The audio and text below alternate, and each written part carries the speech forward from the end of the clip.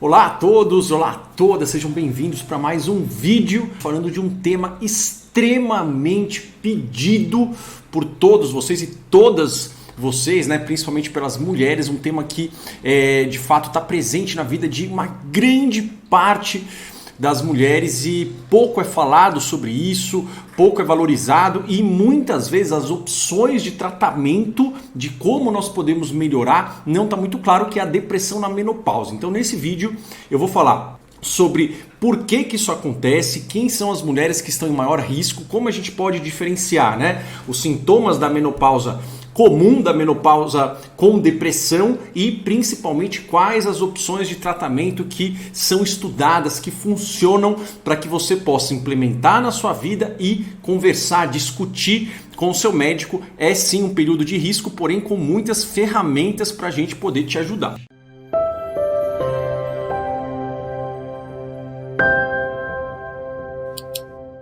Então vamos lá, depressão e menopausa. O que é interessante entender? Que a menopausa, a gente vai explicar direito o que é uma parte normal da vida da mulher. Então a menopausa ela não é uma parte que a gente precisa necessariamente tratar. A menopausa a gente trata somente se ela está se tornando um problema. Mas, via de regra, é uma parte normal da vida de toda mulher e não necessariamente a gente vai precisar fazer nenhum tipo de tratamento. Uma grande parte das mulheres vai enfrentar esse período com alguma mudança, algum desconforto, porém sem grandes intercorrências. Contudo, é um período que a mulher está mais vulnerável, a mulher está mais frágil.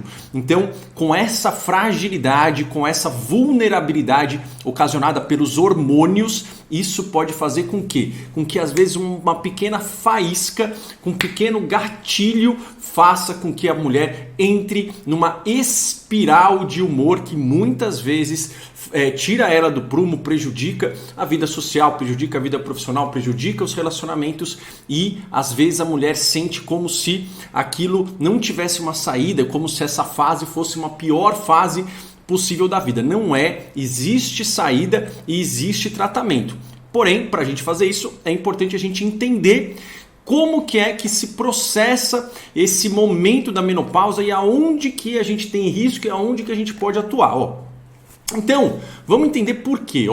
Primeiro, pelas alterações hormonais, esse é o principal motivo. A gente vai ver, a mulher ela sofre mais do que o homem com isso naturalmente ao longo da vida dela, principalmente no ciclo menstrual, existe essa oscilação, e na menopausa está oscilando mais ainda. Isso é um fator de risco importante.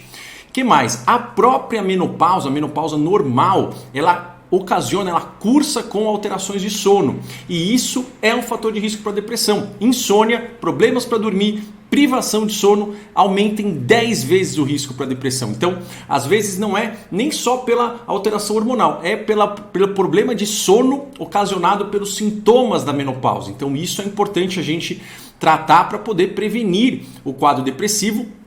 E claro, né, esse também é um período onde existem mudanças na vida da mulher. Então tem a questão dos pais muitas vezes envelhecendo, como vocês podem ver. Existe, na verdade, uma necessidade dos pais serem cuidados e a mulher muitas vezes vai se colocar nessa posição de cuidador e cuidar de alguém que tem uma debilidade, que tem uma doença crônica é uma das coisas mais desgastantes para a mente humana, porque é um cuidado que muitas vezes não vai ter uma recompensa imediata, a pessoa ela vai às vezes continuar deteriorando se ela tiver uma doença degenerativa, por exemplo, e aquilo vai ficando cada vez mais difícil. Então, na verdade, é um esforço brutal que na verdade a gente não tem recompensa, o que a gente tem na verdade é uma piora progressiva e isso vai minando as energias. Tanto é que existe uma síndrome do estresse do cuidador.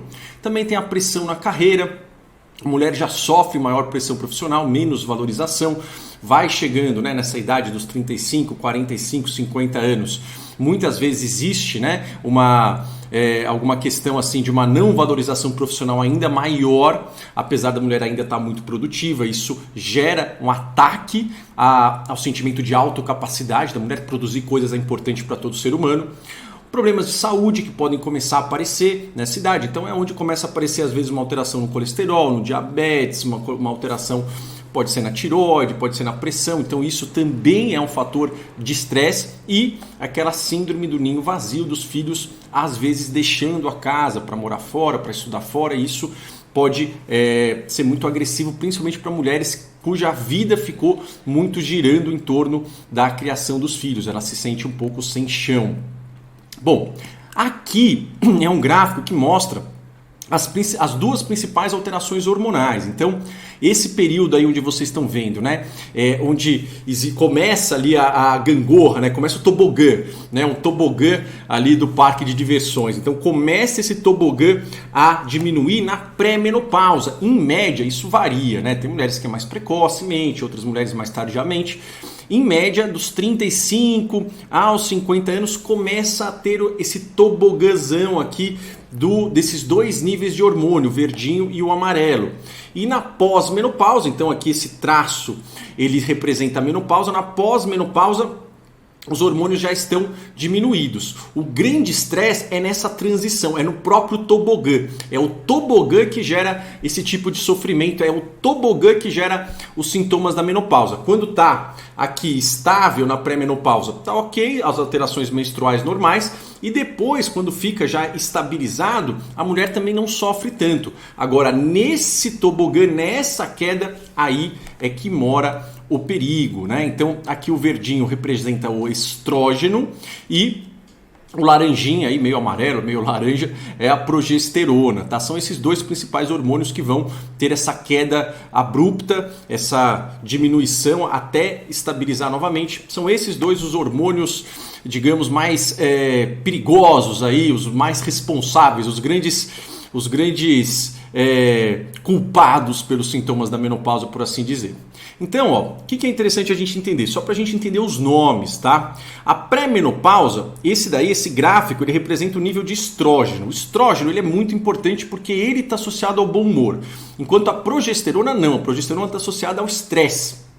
O estrógeno aumenta a serotonina, progesterona prolonga os níveis de cortisol e de adrenalina quando a gente responde ao estresse. Então, o grande problema é a queda do estrógeno. A queda da progesterona também leva a algumas alterações físicas, mas para o humor, a queda do estrógeno é mais importante. Então, na pré-menopausa, tem um nível ali relativamente estável, flutua na menstruação até os 34 anos, em média, cada mulher tem uma particularidade.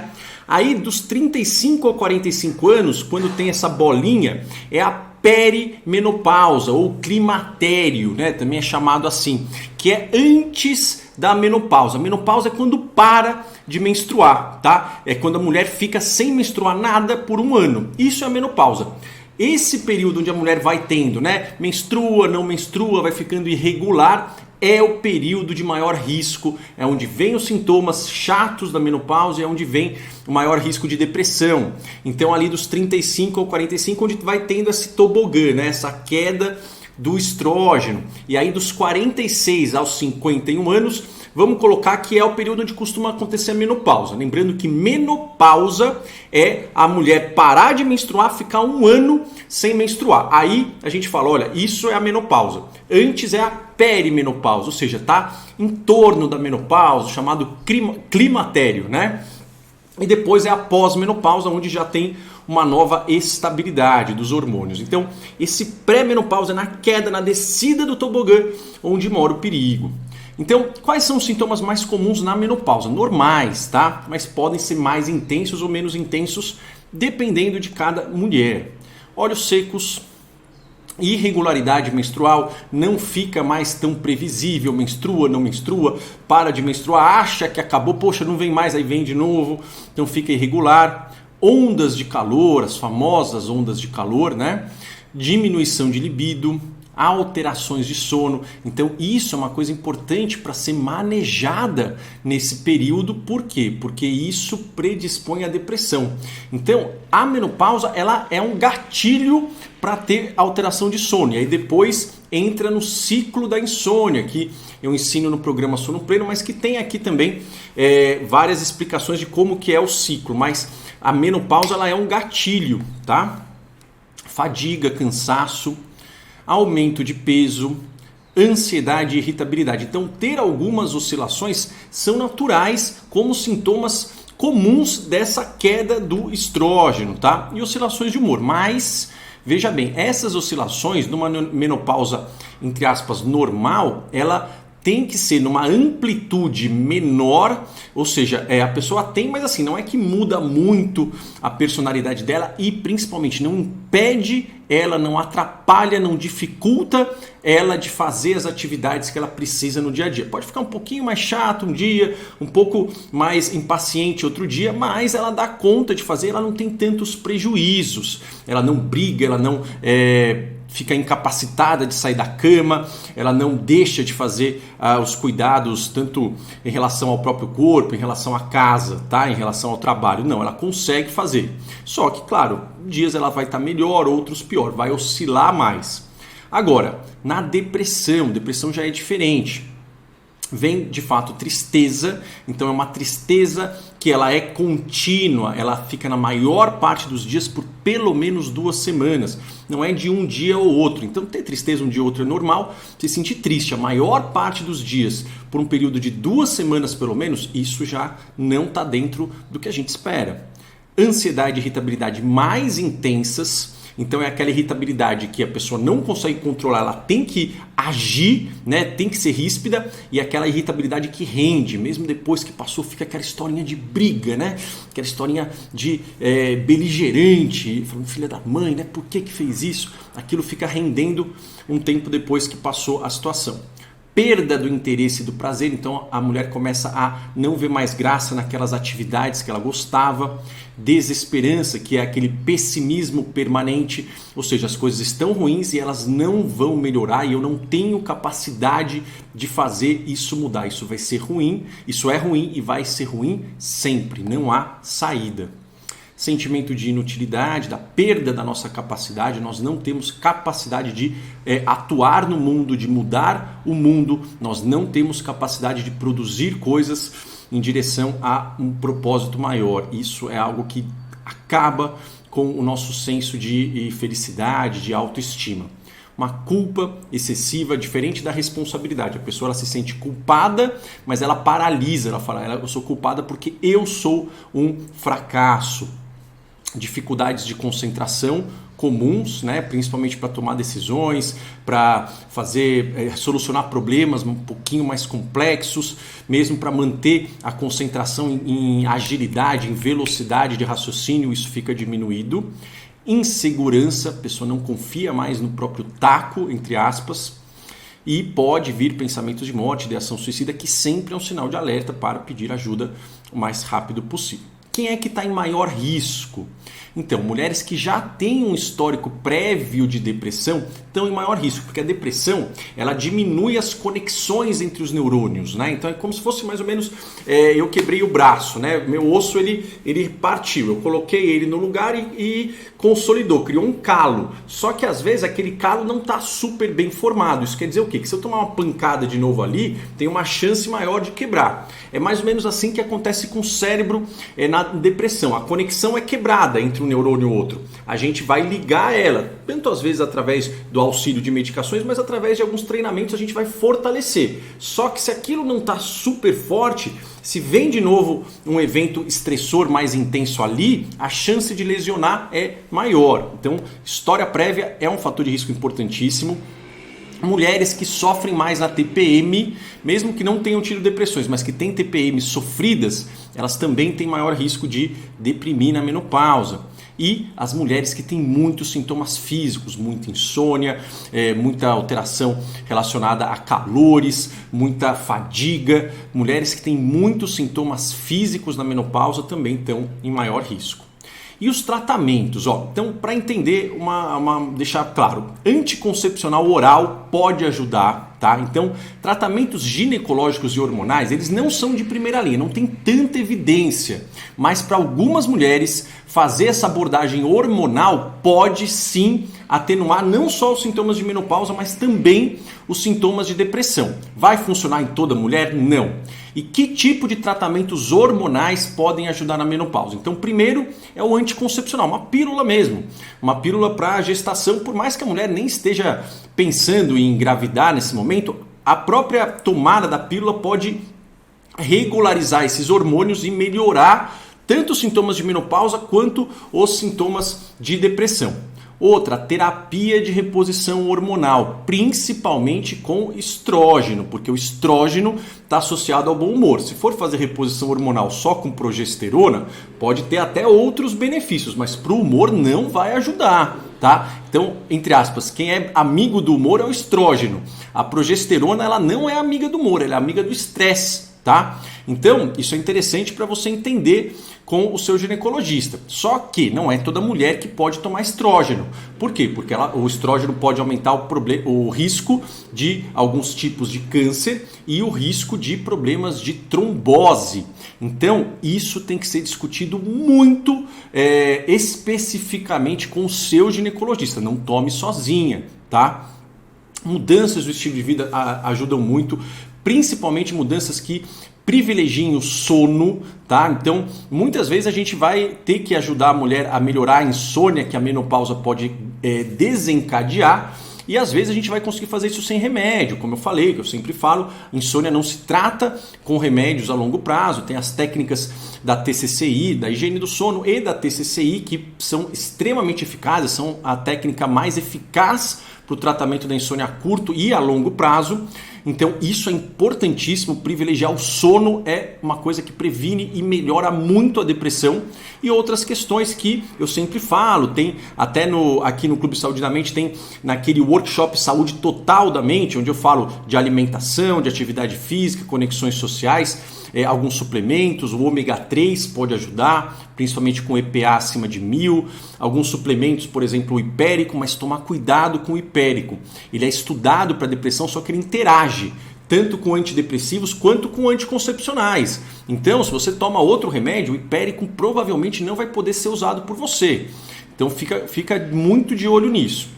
TCC, que é a base do meu treinamento para mentes depressivas, é o tipo de terapia que se mostra mais eficaz disparadamente para o tratamento da depressão, tão eficaz quanto medicações a curto prazo e mais eficaz a longo prazo. Então, TCC é sempre algo para ser considerado na depressão associada à menopausa. E sobre os antidepressivos, algumas mulheres vão precisar. O antidepressivo ele serve para possibilitar o treino. Tá? Então algumas mulheres elas estão tão fadigadas, tão sem energia, que, por exemplo, fazer atividade física começa a se tornar impossível. Fazer as técnicas da TCC não está sendo possível. Agora, só o remédio ajuda? Não, ele é como se fosse aquele digamos, aquele gás, aquela suplemento de ferro para ajudar você a ter energia para ir para academia, só que ele não vai na academia para você, tá certo?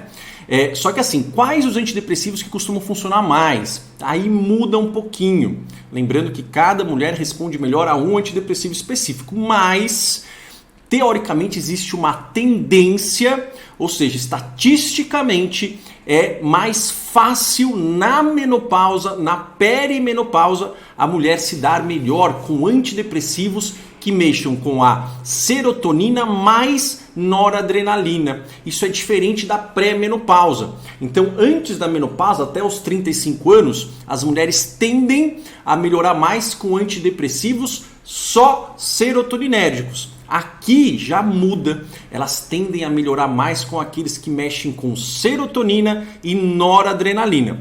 É regra isso? Não é regra, mas é algo que é interessante a gente ter como informação, porque pode diminuir a tentativa e erro de achar o melhor antidepressivo. Quais são eles os mais disponíveis no mercado? A desvenlafaxina, cujo nome e referência é o Pristic, coloquei aqui. A venlafaxina, cujo nome e referência é o Effexor. E a duloxetina, cujo nome e referência é o Cymbalta. Lembrando que essas medicações elas vão ter uma ação na noradrenalina em doses um pouquinho mais altas. Então, por exemplo, usar uma dose muito baixa desses remédios não faz muito sentido nesse caso. Por quê? Porque você vai estar atuando só na serotonina. Então, se você quer atuar na serotonina e na noradrenalina, a gente vai precisar introduzir numa dose menor para você não ter efeitos colaterais, mas a ideia é que depois de algumas semanas isso seja ajustado para que você tenha os benefícios da noradrenalina, ok? Bom, esse é o resumo, aí, o recado que eu queria passar para vocês nesse vídeo. Espero que tenha ajudado e nos vemos nos próximos vídeos. Um abraço e até lá!